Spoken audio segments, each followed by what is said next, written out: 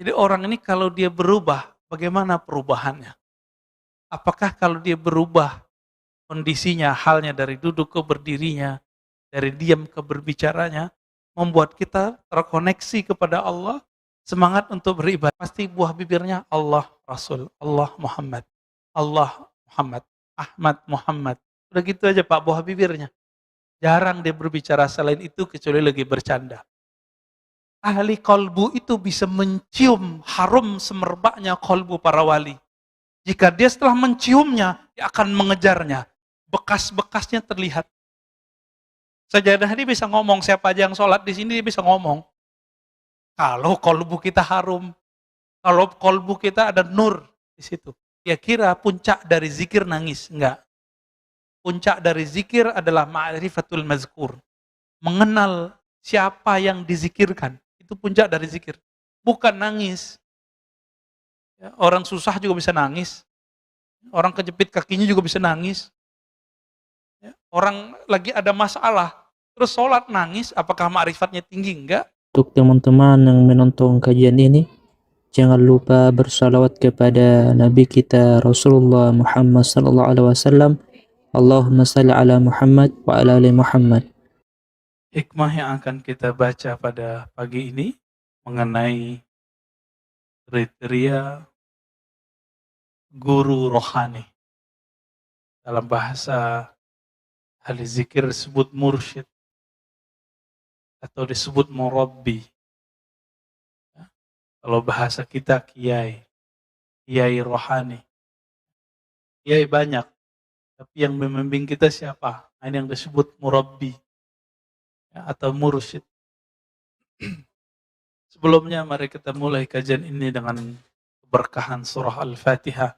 Semoga Allah membuka hati ini, pikiran ini, dan kebaikan-kebaikan di bumi ini. Al-Fatihah. A'udzubillahi minasyaitonir rajim. Bismillahirrahmanirrahim.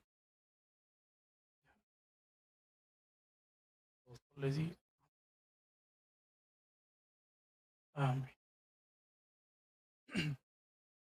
Apa kata Imam Athaillah As-Sakandari?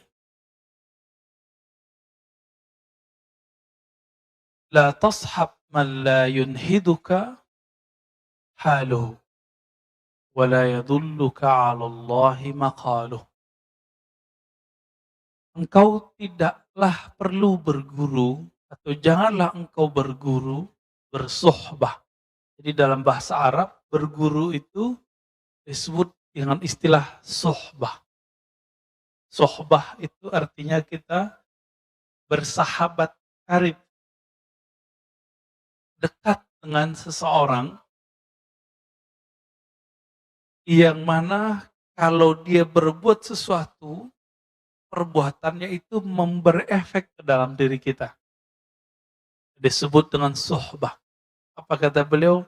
Jangan engkau bersuhbah, bersahabat dengan orang yang halnya, keadaannya dia tidak yunhiduka, tidak menumbuhkan nahdah. Apa arti nahdah? Kebangkitan rohani. Jadi kalau kita duduk bersamanya, melihat amalannya, bahkan melihat diamnya, itu membuat hati ini semangat untuk memperbaiki diri. Nah, berarti sudah mulai ketemu nih gurunya siapa. Jadi ketemu dia, kita kemudian sibuk dengan memikirkan bagaimana membersihkan diri. Bukan untuk menjudge orang lain. Nah ini siapa hati-hati. Kalau ketemu guru, ketemu dia, bikin kita ingin mencari pisau, mencari senjata untuk nyalahin teman. Itu bukan guru antum yang hakiki. Ya, itu setan berbaju ustadz. Mohon maaf ya. Jadi setan itu bajunya banyak Pak. Pada waktu menggoda Sayyidina Adam,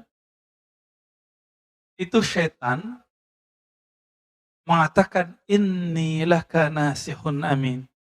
Aku ini wahai Adam, nasih, pemberi nasihat, guru, kira-kira begitu. guru yang amin, yang terpercaya. Kenapa Nabi Adam kemudian terpedaya?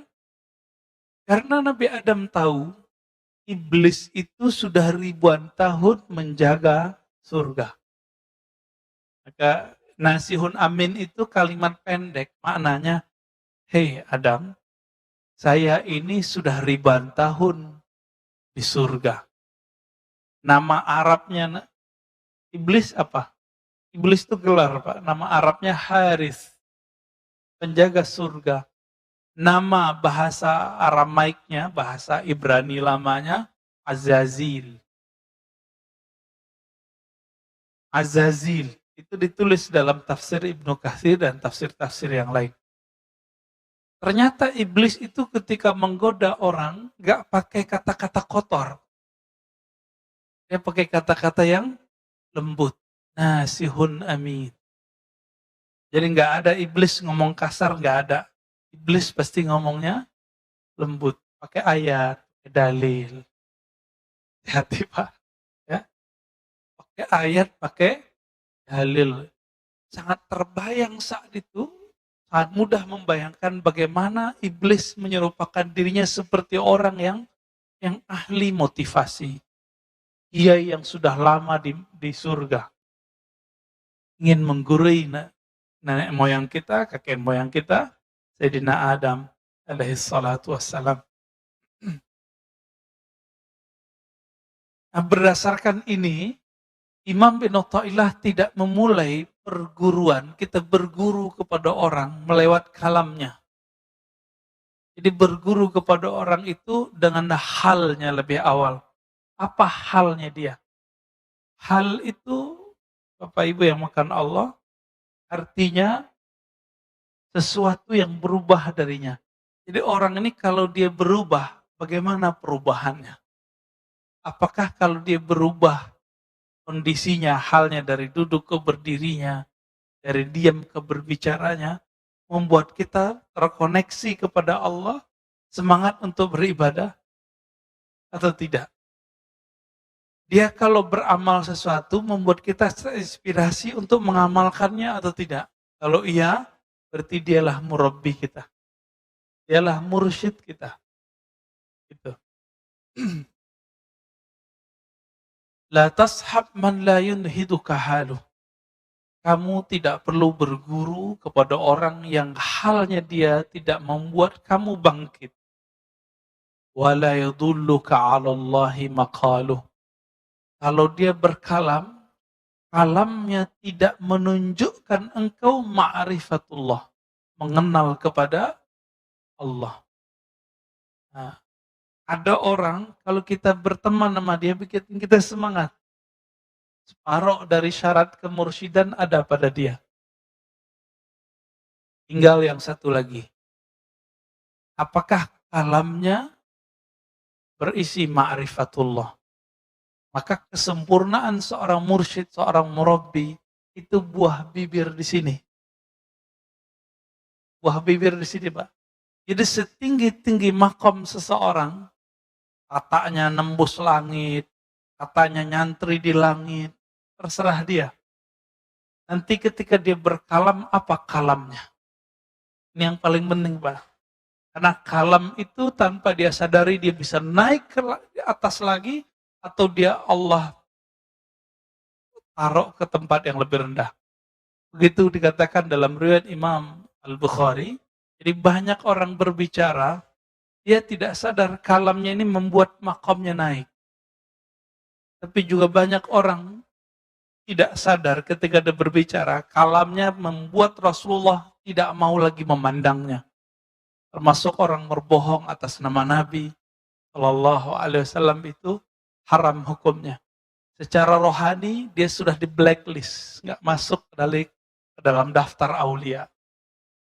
Oleh kalau tidak tobat kepada Allah Subhanahu Wa Taala. Ini lagi banyak ini ya. Mohon maaf Pak. Dulu di masa tabi'in ada seorang tabi'in ingin menjilat, menghibur seorang raja, khalifah dari Bani Umayyah. Si khalifah ini suka main burung. Untuk menghibur sang raja, apa kata dia? Rasulullah SAW mengatakan bla bla bla bla, terakhir main burung. Untuk menghibur raja. Sekarang raja bukan presiden. Di negeri demokrasi, raja itu umat, masyarakat. Maka orang akan menjilat umat cuma untuk menyenangkan hati umat. Dalam ilmu hadis, orang begini mesti dipecat secara rohani. Ya. Gak boleh lagi. Dia bukan tataran para wali. Dia pembohong atas nama Rasul, maka adahu minan nar. Tempat tinggalnya pasti neraka kalau dia nggak tobat. Ya, hadisnya mutawatir. Man kadzaba alayya muta'ammidan falyatabawwa maq'adahu minan nar. Siapa yang berbohong atas namaku sengaja, falyatabawwa maq'adahu minan nar. Siap-siap tempat tinggalnya di neraka. Mau dia siapa? Mau dia terkenal, mau dia nggak terkenal, mau kiai, mau hafiz, sama. Tolong berhati-hati dalam berguru. Ya, jangan hal yang sekecil ini nanti merusak perjuangan kita. Hati-hati berguru. Udah tahu begitu masih berguru. Ya salam, ya. Jahilun murakkab. Jahil terstruktur, Pak. Murakkab artinya apa? Gak sadar kalau dia itu jahil. Akhirnya khalifah ini ngusir orang ini. Kenapa? Dia kira khalifah nggak ngerti hadis. Khalifah di Bani Umayyah sebelum jadi khalifah nyantri dulu. Dengar ahli hadis dulu dia. Baik. Wala yadulluka 'ala Allahi maqalu. Mursyid itu 50%-nya ada di kalamnya. Apa buah bibirnya. Maka mursyid yang mengarahkan kita kepada Allah, pasti buah bibirnya Allah Rasul, Allah Muhammad, Allah Muhammad, Ahmad Muhammad. Udah gitu aja Pak buah bibirnya. Jarang dia berbicara selain itu kecuali lagi bercanda. Maka disinilah terungkap bahwa martabat kewalian itu beragam. Martabat kewalian. Tingkatan para wali itu ada wali yang mengajarkan hanya sekedar fi'lullah, perbuatan Allah. Disebut ma'rifatul af'al. Si wali ini mengajarkan, oh ini loh alam semesta, ini ciptaan Allah, ini biasa. Ini rata-rata nih mursyid di sini. Guru-guru ngaji, ustadz-ustadz di sini nih. Kalau ada orang sakit, wah sabar ya, ini ujian dari Allah, itu mau biasa Pak. Ya. Tapi ada level 2. Ma'rifatul asma. Guru yang sudah mengenal nama-nama Allah. Karena pintu menuju surganya Allah, pintu menuju taman-tamannya Allah adalah nama-namanya. Kita di dunia ini cari nama, Pak. Kenapa orang kuliah sampai doktor, sarjana S1, S2, udah dokter mau cari profesor, itu mau cari tambahan nama. Dari di depan namanya atau di belakang namanya ada tambahan. DR, DRS, DRA dulu ya. Teman-teman Pak Mirwan tuh masih ada dokterandes kan? Masih ya? Kirim udah enggak Pak? Dulu orang BA aja udah sangat bangga. Dulu orang SAG, sarjana alam gaib, itu udah bangganya bukan main Pak. Tapi sekarang orang magister aja lewat. Ya. Pengen nambah lagi dokter. Begitulah manusia gak puas-puas. Ya. Orang cari nama. Ada orang udah gak nyari nama gelar-gelar akademis. Sekarang dia nyari gelar rohani. Maka dalam dunia tarekat, ujian seorang murid adalah ingin mencari gelar kemursidan. Nah ini Ini ujian para salik. Ingin dapat ijazah dari gurunya supaya disebut sebagai mursyid. Nanti di depan namanya ada gelar syekh. Oh, itu berat itu.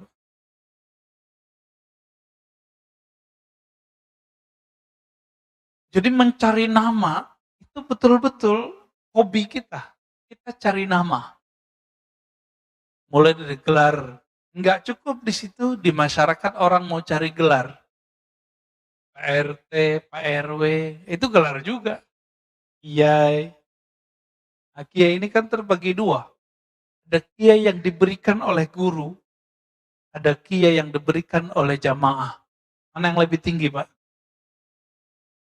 Jamaah apa guru? Yang ngerti ilmu itu jamaah apa guru?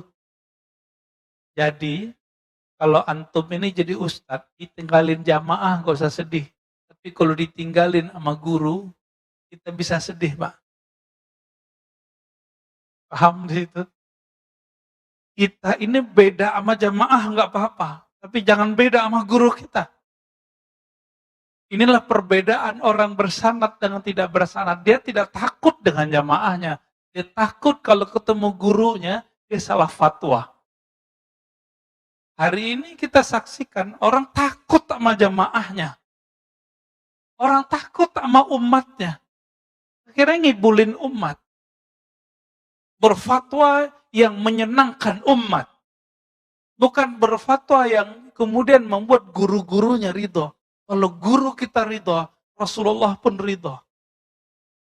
Kalau Rasulullah ridho, pasti Allah pun ridho. Ini yang saya sebut tadi. Jika dulu orang menjilat kepada raja-raja, karena dulu monarki di zaman Bani Umayyah. Sekarang raja itu rakyat, umat. Maka orang sekarang kan menjilat kepada umat, mencari popularitas. Takut ratingnya jatuh. Takut nggak dipanggil ustadz lagi. Takut nggak ngajar lagi. Maka dia berbohong atas nama Rasul, berbohong atas nama Allah Subhanahu wa taala. Naudzubillah min dzalik. Jadi hati-hati cari guru, jangan merusak rohani kita cuma karena kita berguru kepada orang seperti ini. Bapak Ibu makan Allah. Satu kali Nabi SAW ditanya mengenai man khairun nas. Di riwayat lain, man awliyaullah. Siapakah manusia terbaik? Siapakah wali-wali Allah? Apa kata Nabi? Yang orang-orang yang jika engkau pandang mereka, memandangnya, membuat kita teringat Allah Subhanahu wa taala. Berkumpul dengan mereka, berkalam-kalam dengan mereka, membuat hati kita terarah menuju Allah Subhanahu wa taala.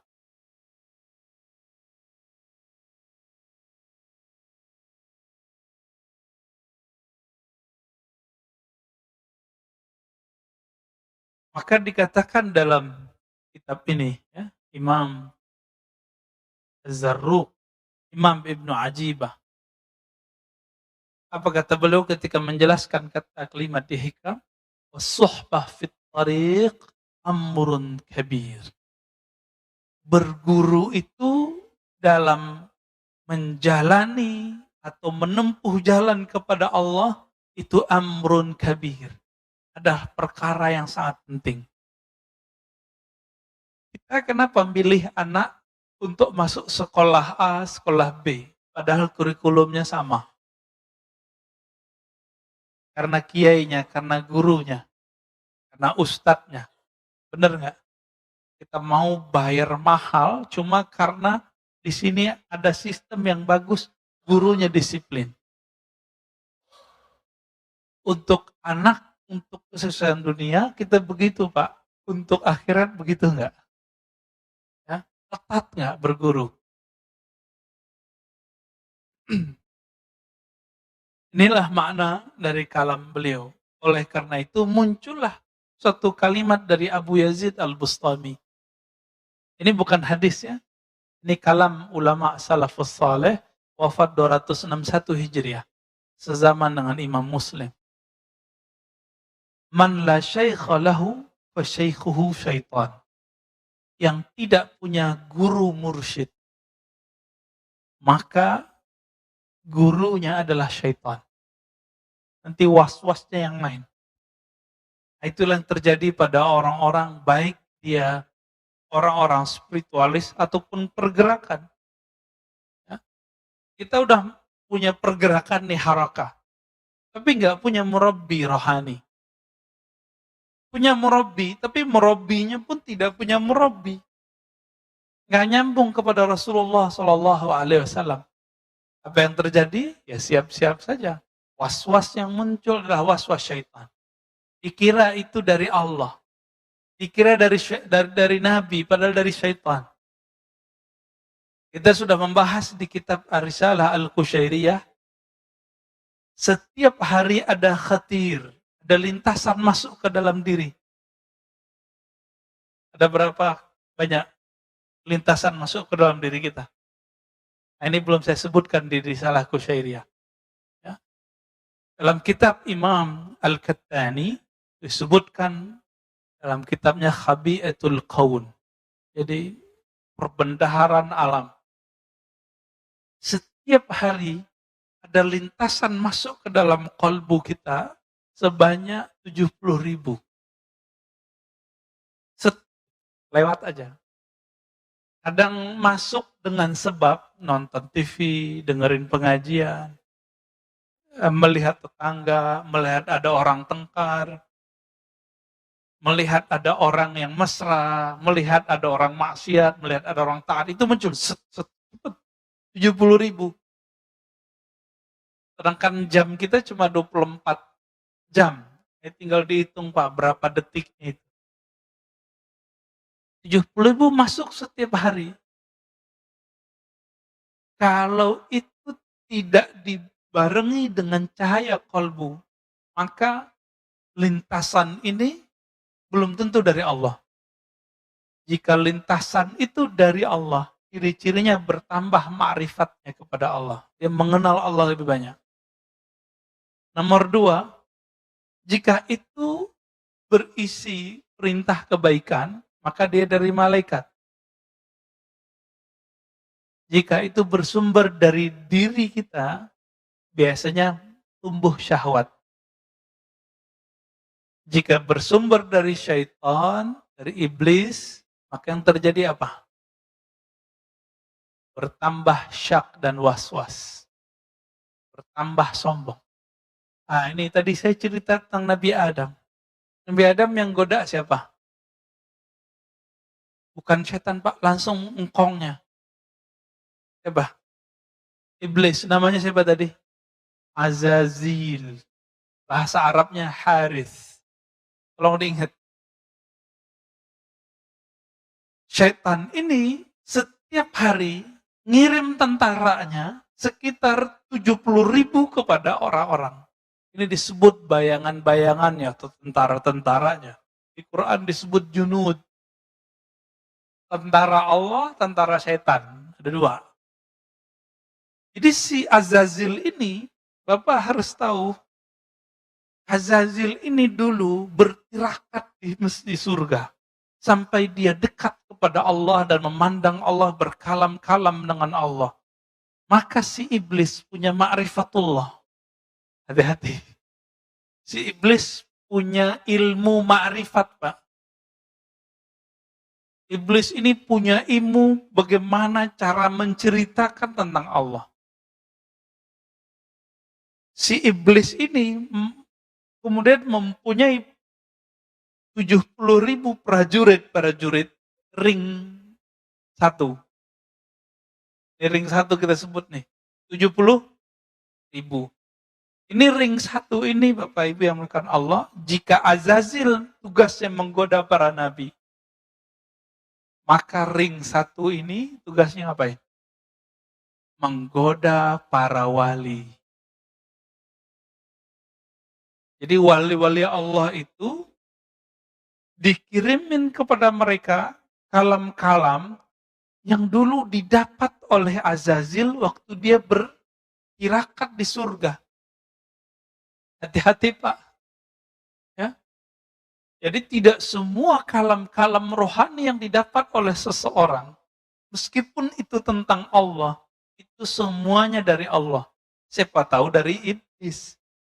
Tapi yang dikatakan iblis benar nggak? Jika itu tentang bab hakikat, dia benar. Nih, coba kita bilangin, kita kasih tahu. Iblis pun nggak berani berbohong tentang hakikat, Pak. Nggak berani bohong.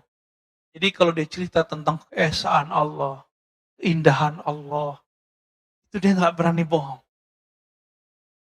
Maka ketika si tentara-tentara iblis ini, ring satu ini turun kepada para wali, kalam yang didapat wali jika dia dapat ilham, itu persis sama seperti yang didapat dengan iblis. Persis sama. Kalau enggak, mana mungkin Nabi Adam bisa terpedaya? Mana mungkin seorang Barsisa itu bisa tergelincir? Enggak mungkin. Terus bagaimana caranya? Makanya kalimat belakang dari teks ini, wala yadulluka 'alallahi maqaluh. Tidak mengajarkan kepada Allah tentang Allah kalamnya. Tentang Allah itu dibagi 4. Untuk fisik namanya hukum syariat. Untuk nafsiyah kita, jiwa kita namanya thariqah. Untuk pemahaman kita namanya haqiqah. Untuk keilmuan kita disebut dengan ma'rifah. Ini pembagian begini, ulama kita yang bagi, Pak. Ya. Sebagaimana ahli fikih boleh membagi hukum, ahli hadis boleh membagi jenis-jenis hadis, maka ahli qalbu pun membagi supaya muridnya gampang memahami. Bagaimana? Kenapa saya sebut 4 tadi? Syariah, thariqah, apa tadi? Haqiqah, hakikat, ma'rifat. Si iblis bawa ma'rifat, Pak, paling ujung. Jadi semua orang beramal supaya dapat paling ujung ini. Iblis kan dulu sudah dapat ini. Dan dia simpan dalam memorinya. Dia kirimlah memori itu kepada tentaranya, ring 1 tadi. Tentaranya ini datang kepada wali-wali. Membisikkan hal yang sama. Cuma ingat, nomor 2, 3, dan 4, iblis bisa menyamar. Tapi nomor 1, yang paling bawah tadi apa? Syariat.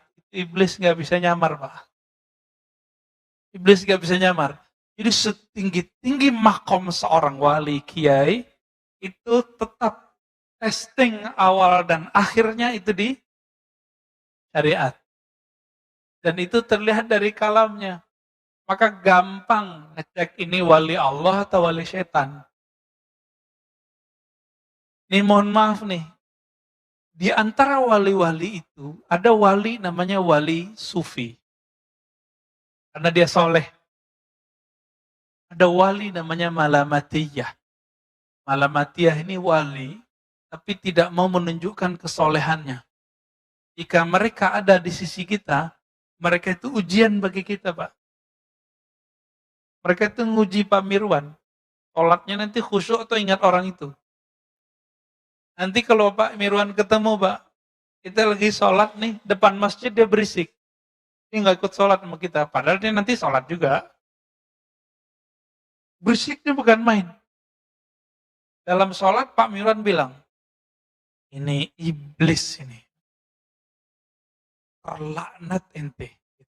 Ada kalimat begitu, udah kemasukan iblis. Jadi orang-orang ini namanya wali malamatiyah. Apa arti malamatiyah?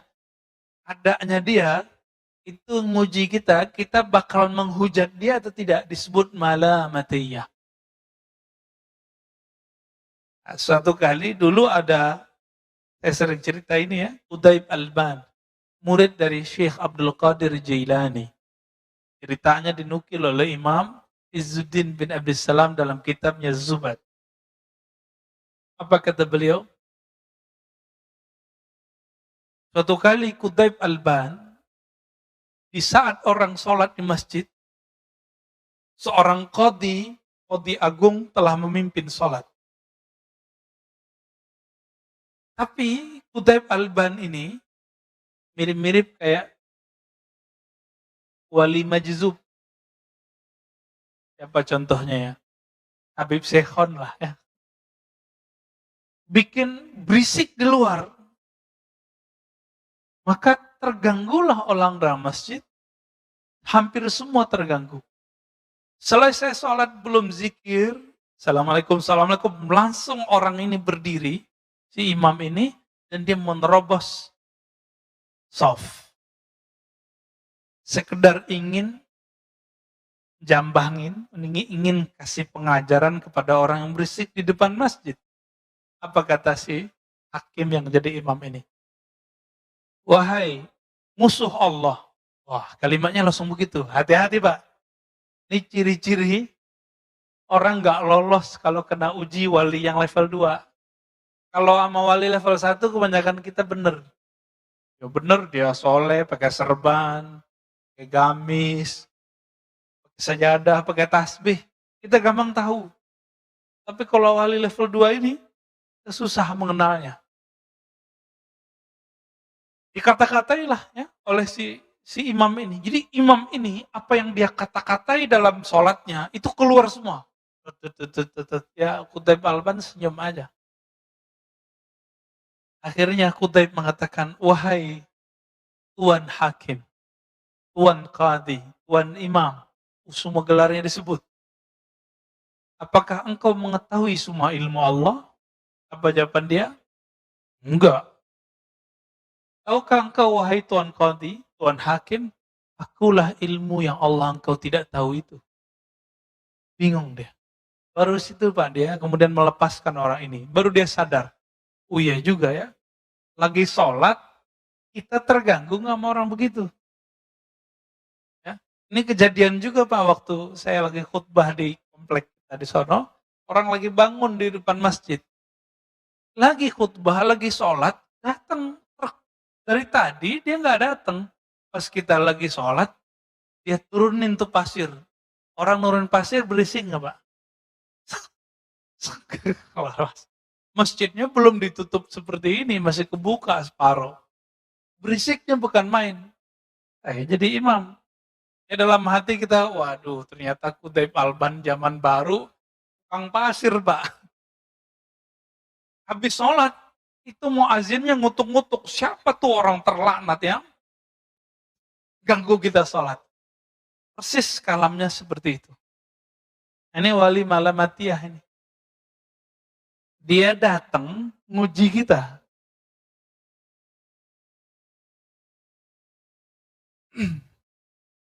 Tapi ada wali yang ketiga. Wali setan. Ya, wali setan, hati-hati Pak. Alamnya ma'rifat, ma'rifat, ma'rifat, ma'rifat, ma'rifat. Diuji sedikit dengan syariat. Dia kemudian mulai menghindari. Wali itu kalau seandainya, ini mohon maaf, seandainya Bapak Ibu ketemu dia tidak sholat, belum tentu dia nggak sholat. Kalau wali bener ya. Kita ketemu dia kelihatan nggak sholat sama kita. Itu belum tentu dia nggak sholat Pak. Gimana maksudnya? Ini seperti Qutaib Alban tadi. Masih ingat kisah Uwais Al-Qarni yang tidak sempat pergi haji, lalu semua bekalnya dia kasih ke temannya. Ketika temannya pulang, temannya mengatakan apa? Selamat ya ente haji mabrur. Jadi temannya menyaksikan bahwa dia tawaf di Masjidil Haram. Apa itu Pak? Jadi wali-wali Allah ini salah satu khususan mereka, Allah buat diri mereka bisa mecah. Entah malaikatkah nanti yang jadi wakilkan. Ini bukan khurafat Pak, kita sudah banyak kitabnya. Dan zaman ini juga ada. Gak usah jauh-jauh. Saya punya teman, baru belajar sholawat, kangen Raudhah. temennya lagi di raudhah, saudaranya. Apa kata dia? Loh, kok ada saudaraku di raudhah? Pulang-pulang, dia tanya, ente kemarin umroh ya? Enggak, saya di Jakarta. Gitu. Jadi dia menyaksikan temannya yang sedang berselawat di raudhah, padahal temannya lagi di Jakarta. Itu kejadian Pak, teman saya. Orangnya masih hidup. Orang biasa. Apalagi wali Allah yang agung. Cuma ini jangan jadi alasan juga Jumatan di Mekah. Jam Jumatannya beda. Kita Jumatan di sini, sono belum Jumatan. Ya, itu nggak alasan juga ya. Hanya wali-wali tertentu yang boleh kita sebut dia Jumatan di sono. Nabi Muhammad Shallallahu Alaihi Wasallam ya itu lebih banyak mukjizatnya atau lebih sedikit dari Nabi Yakub, Nabi Yusuf? Mana yang lebih banyak, Pak? Nabi Muhammad. Di saat Nabi Yusuf tergoda di Mesir, Nabi Yusuf yang ada di Mesir, ayahnya lagi di Yerusalem. Dia melihat ayahnya hadir, lalu ayahnya mukul dia pakai tongkat. Bapaknya di kampungnya, dia lagi di Mesir, udah puluhan tahun gak ketemu. Mau dipukul, rasa sama dia, padahal jaraknya jauh. Nah, ini ada, nanti silakan cari tafsir surah Nabi Yusuf di tafsir Ibnu Katsir. Ya, nanti ketemu. Bapak Ibu yang makan Allah, jadi wali-wali setan ini ngeceknya cuma satu, syariat. Dia nggak sholat nih, tapi dia mengingkari sholatnya. Jadi wali palsu itu mulai muncul kalam di lisannya. Perlu tuh sholat, berarti dia wali setan. Inilah hebatnya Imam Syafi'i. Apa kata Imam Syafi'i?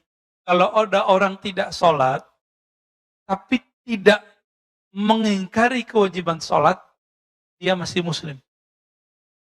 Saya baru paham Pak di situ. Beda sama muridnya. Imam Ahmad bin Hambal, orang yang nggak sholat, dia kafir. Imam Syafi'i sudah melihat kenyataannya. Banyak orang yang tidak menunjukkan dirinya sholat, tapi dia tidak mengingkari sholat. Ya beberapa tahun berikut dia tobat, menjadi wali Allah, jadi kekasih Allah. Ini perlu kita ketahui juga. Allah memilih walinya di dunia atau semenjak alam azali, Pak. Al-Qadim, Allah Qadim. Lalu ada alam sebelum waktu. Alam sebelum waktu disebut dengan azali. Apa namanya? Azali. Jadi kalau ada kiai nyebut azal, itu dia maksudnya. Jadi belum ada pagi, sore, siang, belum ada kemarin, belum ada besok, belum ada sekarang. Itu azali. Alam azali, di alam azali ini Allah sudah hembuskan nafasnya. Maka muncullah cahaya. Dan Allah sudah tetapkan siapa yang jadi wali-walinya. Jadi walaupun ini di dunia ini orangnya sekarang maksiat. Selama dia tidak mengingkari syariat dengan kalatnya, maka dia mungkin nanti bisa jadi wali Allah. Bapak masih ingat kisah Fudail bin Iyad? Itu perampok, Pak. Fudail bin Iyad itu perampok. Jadi dia kalau ada orang lewat, ya mirip-mirip kayak apa tuh kalau sekarang tempat yang sepi terus ada yang jambret gitu ya. Mirip-mirip begitu. Ini Fudail. Tapi karena rohnya adalah bibit kewalian, ada satu saat membuat dia nanti jadi titik baliknya, dia menjadi kekasih Allah Subhanahu wa Ta'ala. Junaid al-Baghdadi itu jadi kekasih Allah karena apa? Titik baliknya. Rohaninya sudah jadi wali, tapi dia belum sadar. Junaid ini kan pegulat. Dia pegulat. Jadi kalau gulat Pamiruan sekali sentil jatuh ya. Junaid. Jadi kalau sekarang jawara lah. Suatu kali untuk hal yang lebih besar, hadiahnya gede, dia berlawanan dengan seorang Habib zuriat Rasul. Apa kata Zuret ini udah tua, Junaid masih muda, maka wali ini bisa jadi muda. Hei Junaid, ente tahu nggak siapa saya? Saya adalah zuriat Nabi. Saya banyak hutang, saya banyak anak. Saya butuh fulus untuk bayar hutang dan memberi anak saya makan. Nanti kalau ente sayang sama Nabi, sayang sama zuriat Nabi, pura-pura kalah ya. Oh berat Pak. Mau dapat ribuan dinar, tapi dia harus ngalah. Akhirnya dia pura-pura jatuh dan pura-pura kalah. Disitulah dia jadi wali. Ketika dijatuhkan, di situ Allah kemudian angkat kalbunya. Karena dia mencintai zuriat Nabi Sallallahu Alaihi Wasallam. Mencintai zuriat Nabi belum tentu kita mengikuti kalamnya. Belum tentu kita mengikuti perbuatannya. Cinta aja. Apa kata Nabi? Hibbu ahla baiti hubban li. Cintai ahlu baitku karena engkau mencintaiku. Batas itu. Jika ahlu bait ini tidak ikut Nabi, kita nggak ikut. Kita nggak ada urusan. Inilah makna ya. Man la syaikha lahu syaikhu syaitan. Yang tidak berguru, gurunya syaitan. Dia sudah tahu cara ngecek dia orang wali Allah, wali malamatiyah, wali sufi, wali malamati, dan wali syaitani. Apa bedanya? Dia ingkar syariat atau tidak? Dengan kalam, Pak. Ini di kalam, bukan di perbuatan. Tapi di kalam. Jadi mau dia bermaksiat 70.000 kali setiap hari, selama dia tidak menghalalkan maksiatnya, dia bisa berbakat jadi wali. Tapi mau dia sholat 1000 rakaat, kalamnya kalam ma'rifat, setiap hari bermajelis dengan Allah, tapi dia bilang, sholat tidak wajib, yang halal haram. Udah Pak, itu wali setan. Dari mana kita tahu? Kita taunya dari kisah Syekh Abdul Qadir Jilani. Datang kepadanya setan berupa cahaya, setan yang ring satu tadi. Membawa ma'rifat iblis, ma'rifat iblisiyah. Dengan semua kalam-kalam yang mirip dengan kalam yang didapat oleh para nabi dan para wali yang lain. Tapi di ujung, jadi ini berhari-hari, bahkan bertahun-tahun, Syekh Abdul Qadir Jilani dapat kalam-kalam rohani, isinya ma'rifat, itu dia terima, iya. Ketika si yang punya kalam ini mengatakan, tahukah engkau, wahai Abdul Qadir Jilani, semenjak detik ini, semua yang haram halal bagimu. Langsung Syekh Abdul Qadir Jilani senyum. Iblis nih. Iblis ring satu. Tapi Imam Junaid ditanya, mungkinkah seorang wali berselingkuh? Mungkinkah seorang wali bermaksiat? Mungkinkah seorang wali terjebak korupsi? Mungkin. Selama dia tidak menghalalkan itu. Selama dia tidak menghalalkan itu. Itulah rahasianya. Kenapa pembohong atas nama Rasul langsung tempatnya di neraka, Pak? Karena di kalam. Di kalam ini penting sekali.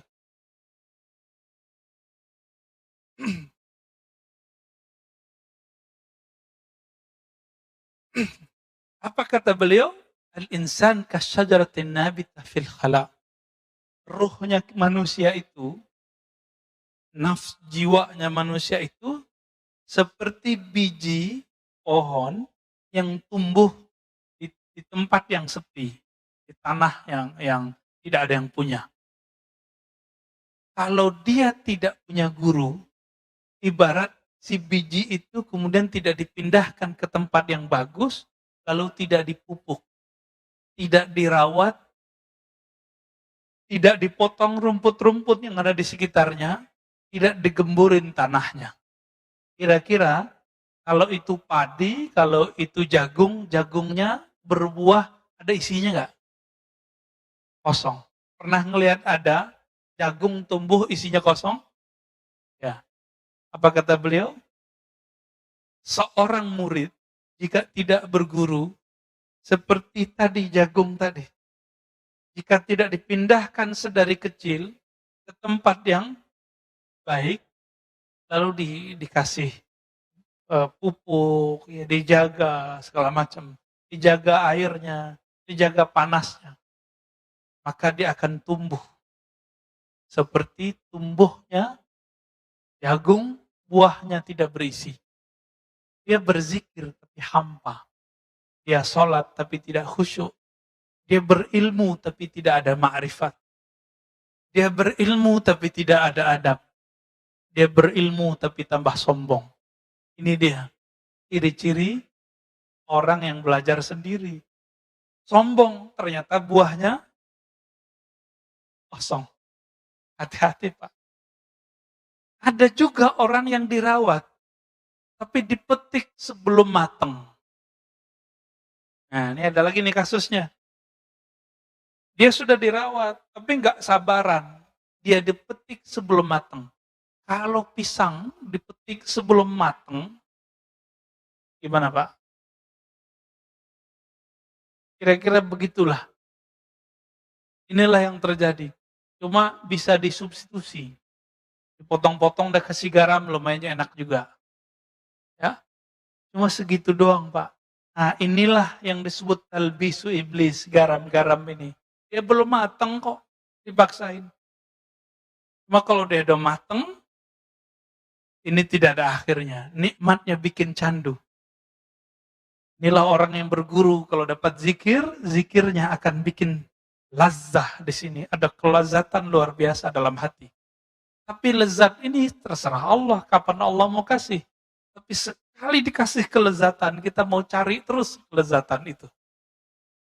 Itulah sebabnya kita mau antri di rumah makan yang enak. Kenapa? Kita nggak sabar. Ini lidah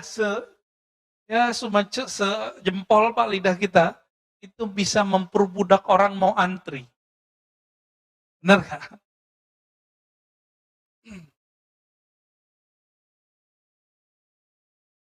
Itulah sebabnya Bapak yang melakukan Allah, orang-orang yang tidak berguru, meskipun bijinya bagus, nggak jadi.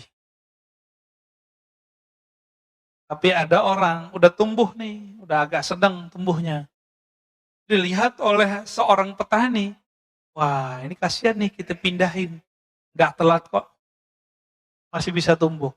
Sebelum nyawa ini berpisah dengan badan, belum ada kata telat. Berguru dari ahli ma'rifatullah yang bersyariat. Yang mengindahkan syariat dengan kalamnya. Ya. Ada orang soleh secara zahir, tapi kalamnya merendahkan orang, berbohong atas nama Rasul. Kita nggak masuk itu. Kita nggak masuk itu Pak. Ya. Ini sudah melanggar adab-adab Nabi. Nah di sini, bagian terakhir yang mau saya sampaikan. Masih panjang ya. Mau syuruk. Ada kriteria syekh yang ideal. Mau cari guru yang ideal, ini dilengkapi di sini oleh Imam Ibnu Ajibah mensyarah kitab Hikam. Ilmun sahih. Pertama, ilmunya harus sahih. Itu yang tadi saya katakan. Ilmu yang sahih itu, ma'rifatnya tidak membuat dia membatalkan syariat. Ya. Sekarang kebalikan, antum punya guru kebalikannya. Dia syariatnya bagus, tapi dia membatalkan ilmu hakikat. Banyak hari ini? Banyak. Mulai dari yang mengingkari ilmu tasawuf, ilmu ma'rifat, yang memusuhi mereka, yang menzindik-zindikan mereka, itu banyak. Sampai yang berbohong atas nama mereka, banyak. Itu sama semua tuh.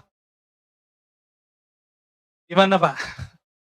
Jangan-jangan kita berguru sama mereka nih. Ini syariatnya oke, jadi ilmu syariatnya bagus, tapi ilmu hakikat dia batalkan. Ciri-cirinya sederhana, dia ngomong, gak ada tuh ilmu hakikat, gak ada tuh tarekat, gak ada tuh. Tasawuf zindik. Ini kalau udah ngomong begini, ya salam. Ya. Jadi berarti ilmunya belum sahih. Sebaliknya, ma'rifatnya tinggi, tapi dia mengingkari syariat. Fatal. Wa dzauqun sharih. Zauq yang sharih. Apa arti zauq? Perbedaan antara ahli qalbu dengan ahli fikih satu aja Pak. Ahli kalam, ahli akidah. Ahli akidah, ahli tauhid, itu sering bercerita tentang Allah beristawanya gimana, turunnya gimana, sifatnya berapa, sifatnya begini, sifatnya begitu, takwil boleh atau tidak, pembagian tauhid. Namanya orang ahli tauhid. Ahli di teori. Tapi orang ini kebanyakan tidak merasakan kehadiran zat yang dia ceritakan. Dicek aja sholatnya, Pak. Ini bisa ngomong, Pak. Sajadah ini bisa ngomong, tempat ini bisa ngomong. Apa kata Imam Yahya bin Mu'adz Ar-Razi, Imam Salafus Saleh? Ahli kolbu itu bisa mencium harum semerbaknya kolbu para wali. Jika dia setelah menciumnya, dia akan mengejarnya. Bekas-bekasnya terlihat. Sajadah ini bisa ngomong, siapa aja yang sholat di sini dia bisa ngomong. Kalau kolbu kita harum, kalau kolbu kita ada nur di situ. Dia bisa mengecek siapa aja yang sholat di situ. Kenapa? Tempat-tempat di bumi dia bermunajat kepada Allah. Ya Allah, tolong buatlah atau takdirkanlah orang yang menginjakku pagi ini, orang yang berzikir kepadamu. Jadi jangan sembarangan, Pak. Ini namanya apa nih, Pak? Lantai ini. Batu apa namanya? Marmer. Batu marmer itu sebanyak ini batu marmer di dunia, ada yang jadi istana, ada yang di rumah, ada yang jadi masjid. Itu enggak sembarangan Allah pilih. Itu si batu dulu pernah berdoa tuh. Karena batu itu ada spiritnya. Makanya Nabi ketika bersandar ke satu tiang, tiangnya menangis saat Nabi pindah ke mimbar. Kenapa? Di dalam tiang itu ada spirit yang Allah tiupkan juga di situ. Lalu Nabi ngomong, kamu pilih di surga. Kalau dia di surga, maka dia dikeluarkan spiritnya dari si kayu, dia dikembalikan ke spirit aslinya. Atau engkau tetap menjadi sandaran ke dunia. Baru diam, Pak. Jadi Nabi itu berbicara ke tiang, dan itu terdengar oleh sahabat-sahabat. Nangisnya tiang itu. Zaukun sarih, zauk yang sarih, zauk yang jelas. Perbedaannya cuma satu. Ahli kolbu merasakan Allah, sedangkan ahli akidah menteorikan Allah. Nah, di bab teori ini banyaklah orang salah menyalahkan. Ya. Seorang ustadz mengatakan apa? Akidah Asy'ariyah, orang belajar sifat 20 sesat. Banyak, Pak. Alhamdulillah masjid ini beberapa tahun yang lalu sudah berhasil mengangkat orang ini tidak ngajar lagi di sini. Tempat berjibaku juga ya. Alhamdulillah. Ya. Itu guru-guru Bapak semua di kampung dulu. Kiai-kiai kita di kampung itu dianggap sesat sama dia.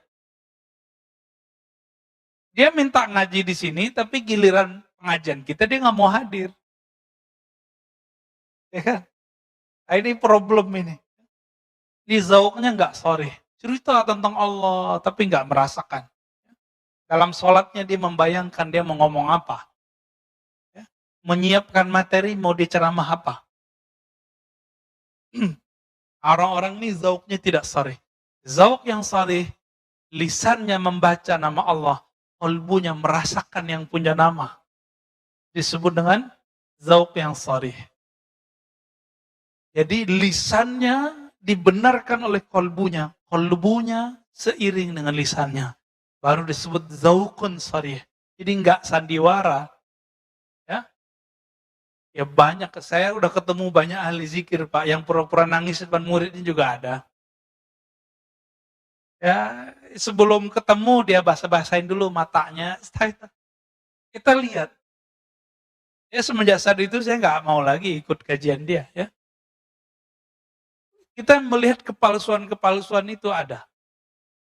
Orang mengira ini kesalahan ahli zikir kalau tidak berguru atau berguru mentok ditinggalin gurunya. Dia kira puncak dari zikir nangis. Enggak. Puncak dari zikir adalah ma'rifatul mazkur. Mengenal siapa yang dizikirkan. Itu puncak dari zikir. Bukan nangis. Ya, orang susah juga bisa nangis. Orang kejepit kakinya juga bisa nangis. Ya, orang lagi ada masalah, terus sholat nangis, apakah ma'rifatnya tinggi? Enggak.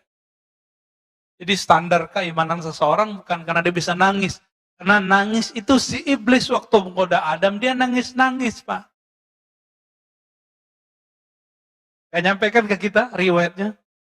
Iblis itu waktu goda Nabi Adam, dia nangis-nangis, Pak.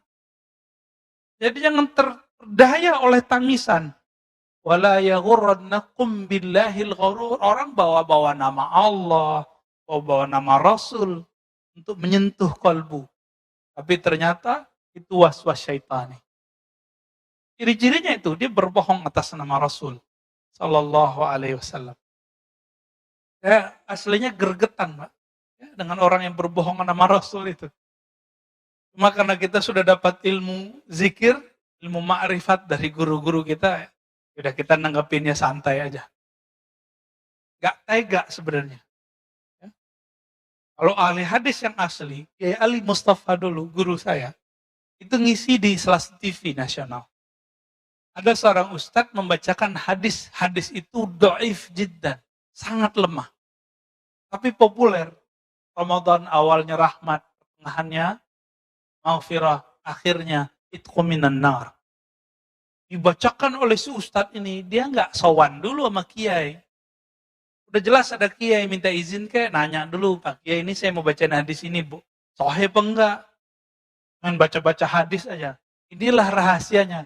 Kenapa ahli hadis mengatakan Allah yuhadditsa bihadrati man huwa aula. Jangan kamu menyampaikan satu hadis berceramah, memberikan motivasi di depan orang yang lebih utama darimu. Kita tambahkan illa biizni, kecuali dengan izinnya, ridhonya. Bapak kalau lihat 2010 itu orang dibantai oleh Kiai Ali Mustafa Yakub. Ya. Langsung diambil mic ditanya, kamu tahu nggak ini hadis riwayat siapa? Ini sahih apa enggak? Si ustaznya bilang sahih, saya nggak inget ya. Dia bilang sahih, saya ingat saya itu. Dibantai habis-habisan. Ini hadis dhaif jiddan.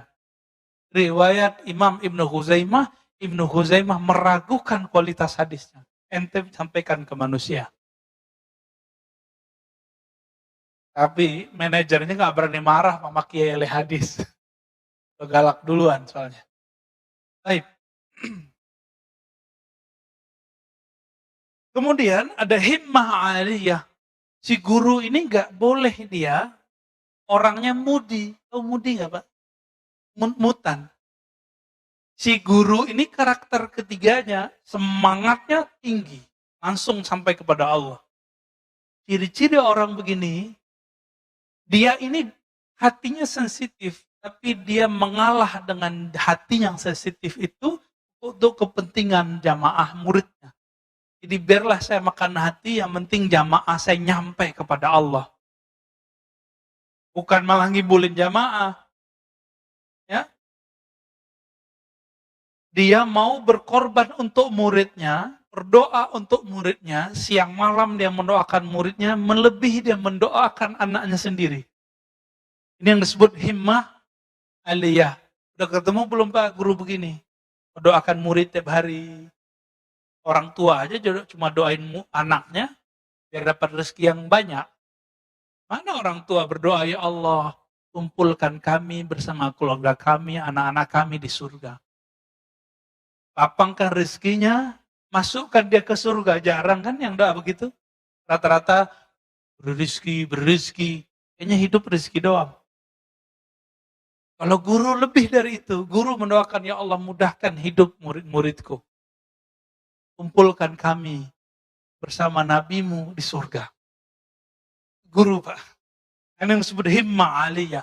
Himmahnya nggak cetek. Ya? Maka guru begini, dia punya akses syafaat. walaupun dia tidak bisa memberi syafaat secara mutlak, dia harus dapat izin dulu dari Nabi Muhammad sallallahu alaihi wasallam. Wahalatun mardiyah. Nah, kondisi orang ini, kondisi itu ada dua. Kondisi rohani, kondisi fisik. Kondisi di sini adalah kondisi rohani. Kalbunya hanya berisikan nama Allah, ma'rifatullah, bukan dunia. Ini yang disebut hal. Hal artinya perubahan-perubahan. Keadaan dia kalau berubah dari Allah, Rasul, Allah, Rasul, Allah, Rasul, udah gitu aja. Cintanya cinta Allah, cintanya cinta Rasul. Kalau sudah ketemu orang begini, Bapak ambil ilmu dari dia. Karena apa? Karena dialah yang disebut al-mursyid al-kamil. Mursyid yang ideal. Yang pertama apa tadi? Ilmunya sahih. Syariat, tarekat, hakikat, ma'rifat. Tidak boleh bertentangan. Yang kedua, zaukun sarih. Dia lahir batinnya sama. Jadi lisannya dibenarkan kolbunya, kolbunya dibenarkan lisannya. Yang ketiga, himmah aliyah. Semangatnya tinggi, tidak gampang futur. Yang gampang futur siapa? Futur ini don, mudi. Itu jamaah murid. Jadi kalau guru nggak boleh futur.